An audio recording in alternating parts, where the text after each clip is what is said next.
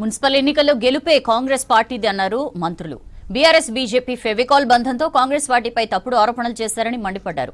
ఆ రెండు పార్టీల చీకటి బంధం ఏంటో ప్రజలకు తెలుసన్నారు. 2 ఏళ్ల పాలనలో ప్రజల ఆశీర్వాదమే కాంగ్రెస్ ను గెలిపిస్తుందన్నారు. అన్ని వర్గాల ప్రజలకు ప్రజా పాలనలోనే న్యాయం జరిగిందన్నారు మంత్రులు.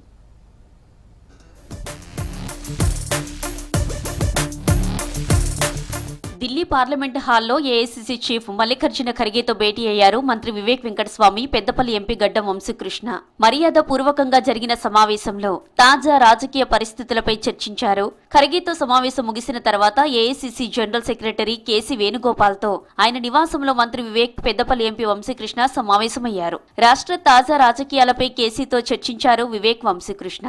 కేసీ వేణుగోపాల్తో భేటీకి మంత్రి వివేక్, ఎంపీ వంశీకృష్ణ వెళ్తుండగా అదే టైంలో కేసీతో సమావేశం ముగించుకుని సీఎం రేవంత్ రెడ్డి బయటకొస్తున్నారు. అక్కడే కేసీ వేణుగోపాల్, సీఎం రేవంత్ ను కలిశారు మంత్రి వివేక్ వెంకటస్వామి. ముగ్గురు సుమారు 10 నిమిషాలు ఇష్టాగోష్ఠి చర్చ జరిపారు. తర్వాత కేసీ వేణుగోపాల్తో భేటీ అయ్యారు మంత్రి వివేక్ వెంకటస్వామి, పెద్దపల్లి ఎంపీ వంశీకృష్ణ.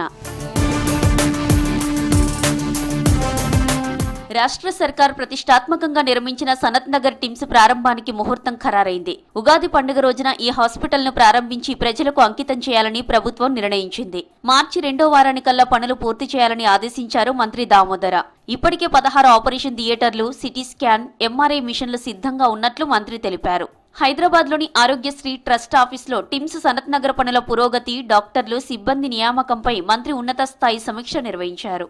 1000 బెడ్ల కెపాసిటీతో నిర్మించిన సనత్ నగర్ టిమ్స్ లో మౌలిక వసతుల కల్పన తుది దశకు చేరుకుందని అధికారులు మంత్రికి వివరించారు.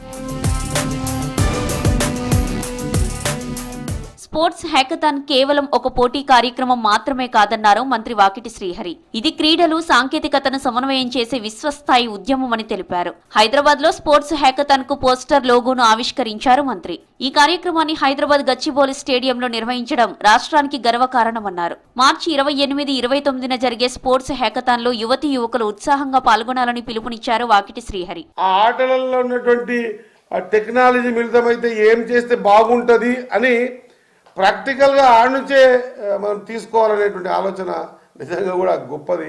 మున్సిపల్ ఎన్నికల్లో కాంగ్రెస్ పార్టీ జెండా ఎగురడం ఖాయమన్నారు ప్రభుత్వ విప్ ఆది శ్రీనివాస్. గత పాలకులు ఎమ్మెల్యే పదవిని వారి హోదాకు చిహ్నంగా వాడుకున్నారని విమర్శించారు. బీఆర్ఎస్ బీజేపీ ఫెవికల్ బంధంతో కాంగ్రెస్ పార్టీపై తప్పుడు ఆరోపణలు చేశారని మండిపడ్డారు. రానున్న రోజుల్లో కాంగ్రెస్ పార్టీ ఇంకా బలోపేతం కోసం కృషి చేస్తున్నామన్నారు. రాజన్న సిరిసిల్ల జిల్లా వేములవాడలో జరిగిన కాంగ్రెస్ పార్టీ మున్సిపల్ ఎన్నికలపై సమీక్ష సమావేశంలో పాల్గొన్నారు ఆది శ్రీనివాస్. ఆశ్చర్యకరమైనటువంటి ఫలితాలు రాబోతున్నాయి. వాటి తప్పనిసరిగా మున్సిపల్ పైన chairman, vice chairman Congress party జెండా ఎగురుతుందని ఒక విశ్వాసం, బీజేపీ బీఆర్ఎస్ ఫెవికల్ బంధంతో కాంగ్రెస్ పార్టీ ఓడించడానికి వాళ్ళు చేసినటువంటి కార్యక్రమాలు 2 ఏళ్లలోనే దేశానికి రోల్ మోడల్ గా తెలంగాణ నిలిచిందన్నారు మంత్రులు. గత సర్కార్ 10 ఏళ్లలో కూడా చేయలేని అభివృద్ధిని 2 ఏళ్లలో చేశామన్నారు.